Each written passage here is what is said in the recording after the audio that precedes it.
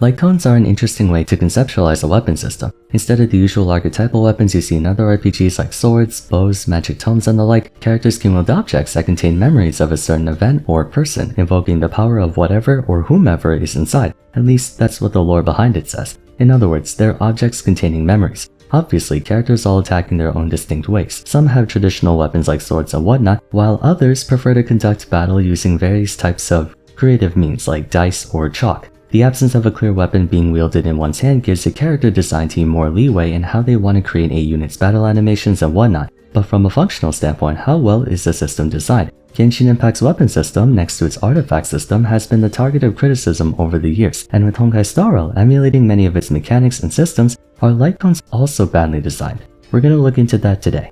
The light cone system is fairly straightforward, but for the sake of posterity, let's outline how it works in-game. Accounting for their lack of a distinct shape, instead taking the appearance of what looks to be a rectangular case, light cones are sectioned off into the game's 7 paths: Destruction, Hunt, Erudition, Harmony, Nihility, Abundance, and Preservation.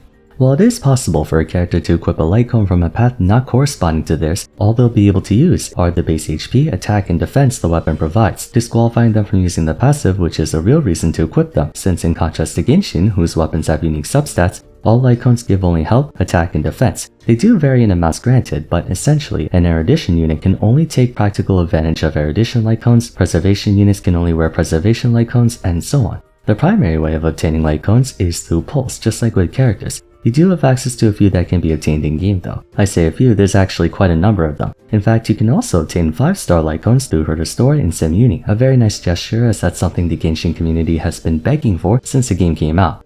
Although, incidentally, that's actually part of the main problem with this system, which I'll talk about later. Apart from SimUni, they can also be acquired through the Forgotten Hall, occasionally when there's a new event or expansion, and the Battle Pass, albeit the latter does count as a paid method. On the subject of paid methods, by saving up Undying Starlights, you can buy the signature light cones of the standard 5-star characters like Himeko, Rania, Bailu, and so on. Back in the day, they used to be pretty worthwhile to save up for, but in light of all the new ones we currently have, that sentiment has been made somewhat obsolete. Conveniently, light cones are upgraded using the same materials as character traces, meaning you don't have to farm an entirely separate domain or mode to work on them. In fact, they're pretty easy to max out as you only need a very small amount of materials. Given how prohibitively cost-intensive it is to max out a single unit's traces and equip them with decent relics, being able to fully upgrade a weapon with minimal investment is very much appreciated, although that's assuming you get the weapon in the first place. Despite what their relatively cheap ascension costs might imply, beyond the base attack they give, light cones exert far more influence on a character's potential than relics do, certainly more than Genshin, where the balance between the unit's weapon and artifact stats are more equal in value. Early versions of Star Rail's relics give very rudimentary stat bonuses. For example, the Band of Sizzling Thunder gives only 10% lightning damage and 20% attack upon skill usage. Comparing that to Genshin's Thundering Fury set giving 15% electro damage and a whole slew of reaction boosting effects for the 4-piece, excluding the planar ornaments piece for piece, relics are not nearly as game-altering for Star Rail. You can even see this when looking at preliminary calculations on sites like Pridewind. Jingliu, for instance, can choose among give or take 4 sets. From their set bonuses alone, they're all hovering within a 4 to 5% efficiency benchmark from each other. Granted, some others have a steeper divide between their most optimal set and least, but relics as a whole don't give the same massive boost in offensive stats that we're used to in Genshin. So if push comes to shove, off pieces with superior substats can actually be just as effective as on pieces with average ones. I myself got chewed out by my theory crafter friend a couple months ago for wasting Trailblaze power farming random sets when I could have just given them like 2-piece attack relics that I already have and called it a day. However, when you scroll down a bit and look at the recommended light cone section, that's when things take a different turn. To better understand this, we should look at some of the weapons in Genshin and compare them to Star Rail. I understand this video is about HSO or not Genshin, but I think it's important anyway to demonstrate just how much more is packed into Star Rail's weapon system and ultimately why I think the 5-star light cones you get for free were just a hollow blessing.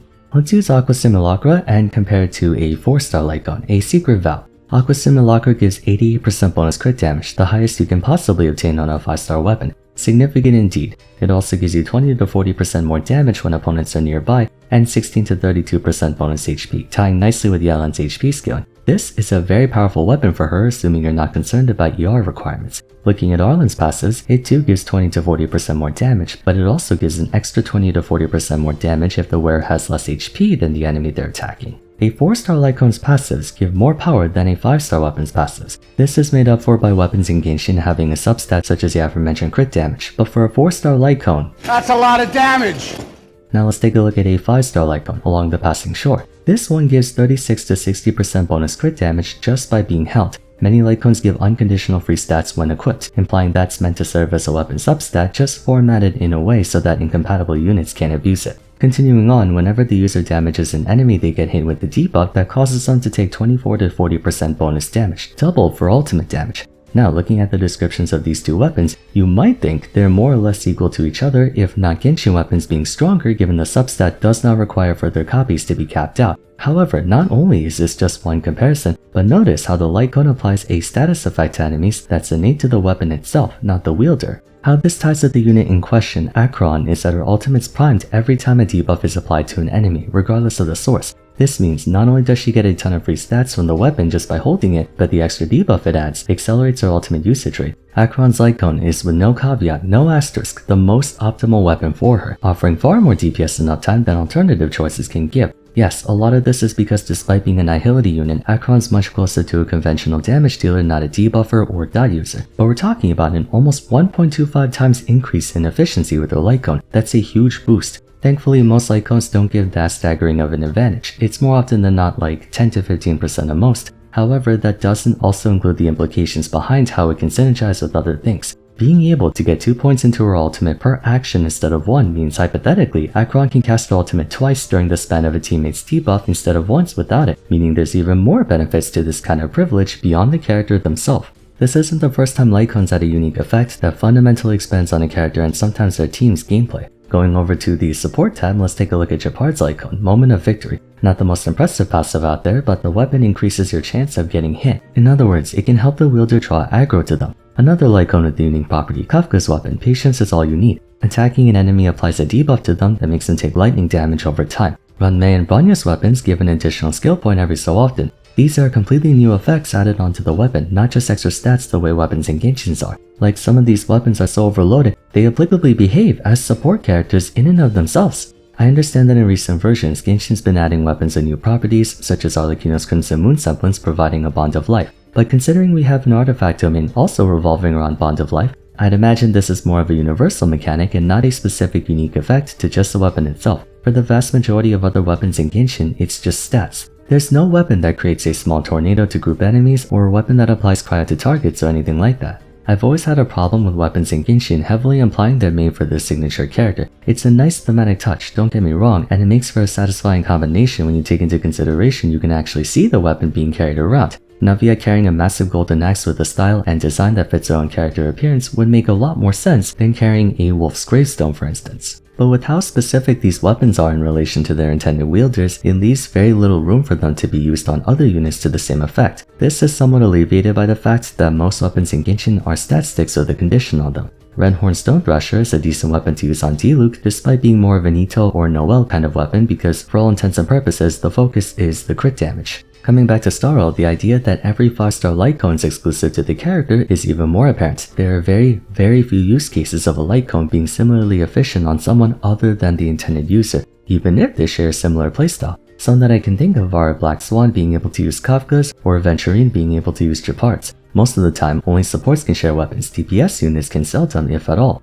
Signature Lycons are also balanced in such a way that there's a very discernible difference between having a character's personal Lycon and not having it. To be clear, I'm not saying a unit's pointless without their signature weapon, nor am I suggesting that you can't clear all of the game's content without a bunch of 5-star weapons. You can build a decently strong Jingyuan even with Qingqua's Lycon. Huohuo can use shared feeling or even post-op conversation if you have nothing else. My point, however, is that personal Lycons in Starro are so tailor-made to their intended units that Hoyo even went as far as to give unique effects that completely alter their capabilities, which can also spread to the rest of the team or even make up for a critical deficiency or weakness they have.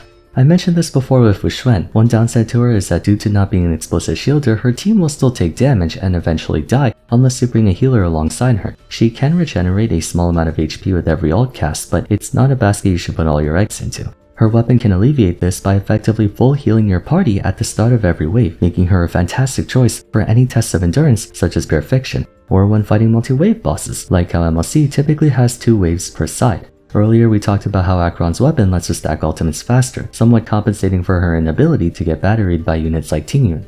Again, I think it's a nice touch for every unit to have their own personal weapon. I've always been a fan of that kind of thing, but the lack of weapon agnosticism is getting pretty frustrating. Genshin's weapon system suffers from a similar issue, let me make that clear, but at the very least, units can use weapons that belong to other members of their category and still be just as efficient. Yelan can use Elegy of the End, formerly Venti's personal weapon. Nahida can use Kagura's Verity, Yaemiko's weapon. Zhongli can use Utao's weapon, Xiangling can use Nilu's weapon, Koqing can use Ayaka's, so on and so forth. There's a lot less pressure to pull for weapons in Genshin because there are plenty of alternatives that are just as efficient, if not potentially more efficient, than their own personal one. No such thing exists in Starl. For the majority of units, their personal weapon is explicitly the best weapon by a mile. And even if they can use others, it's practically always a downgrade. Even the free 5-star ones don't hold a candle to paid ones.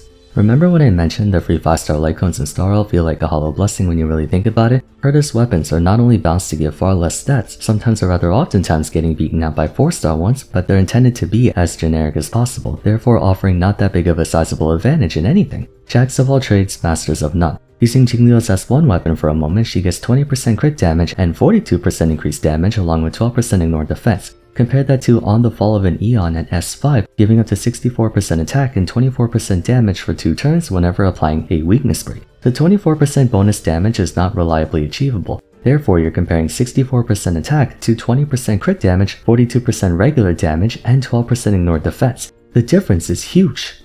Moreover, the lines between classes are getting extremely blurred. There are tons of characters who are one path but feel like they're actually another. Topaz is a Hunt character but feels like a Nihility one. Ho-Ho's an Abundance character but feels like a Harmony one. Akron's a Nihility character but feels like a Destruction/Erudition character. Then you start getting into specific mechanics like how Boonhill's a Hunt unit and the first of its kind that uses Break Effect as a means of attack, and literally not a single Hunt Lycone except his own can work with him efficiently. If you use anything else, it might as well be if you were wearing a Preservation Lycone on him. Anytime they release a character with a unique feature, such as an Abundance unit that scales off effect hit rate, no other Abundance weapon will work on them except their own. Or if they make an Erudition unit who relies on damage over time, they can't take advantage of any of the Nihility Lycones because they're Erudition. If they make a Destruction unit who deals damage based on healing bonus for crying out loud, then all Destruction Lycones will be unusable except the one they have. It's a weird situation because on one hand, unique effects and stuff add more resonance and synergistic elements to characters and their weapon choices. If every Lycone offered a generic bunch of stats, it would diminish the enjoyment of character and team building, which is the centerpiece of Starl's experience. But I do wish they could make them a bit more inclusive. An example of a great situational Lycone is the aforementioned Japard one where it comes with a quasi-taunt, making it a decent swap out for units like Fushuen and whatnot, but those are very few and far between among 5-star weapons. We want Lycones to be more agnostic so players who lack the wherewithal don't have to feel left out from not being able to afford both the character and their weapon. But on the other hand, since weapons cost as much as characters, if the boost in power is not big enough, no one will think it's worth going for them. I thought about this ever since there was that massive discourse over whether it was even worth pulling for Acheron if you can't obtain her Lycone. Again, that was an extreme example, and a lot of it did have to do with her being a conventional DPS unit despite Nihility being more for debuff support or damage over time. But I wonder, would a possible solution be if we could potentially add a system that allows units to equip Lycones of a different path? For example, what if an Erudition character could use a Destruction weapon, or an Abundance character use a Preservation one? Obviously they make Lycones overpowered because they know we can't abuse them on anyone outside of its path, but maybe designing a Lycone that can be used on anyone could fix this issue somewhat. Gotta say, FOMO is one hell of a bitch. With almost every unit that came out since 1.6 being top tier, it makes me feel like I have to wail on every single banner, but what do you guys think? Do you believe Starl's Lycone system is badly designed, or do you feel I might be overreacting? Let me know in the comments. For now, if you enjoyed the video, a like and subscribe would be much appreciated. Consider following me on Twitter at Vars, joining my Discord server, and checking in my video on the Relic system if you haven't yet. But till next time, thanks so much for watching, and I look forward to seeing you again soon. Take care.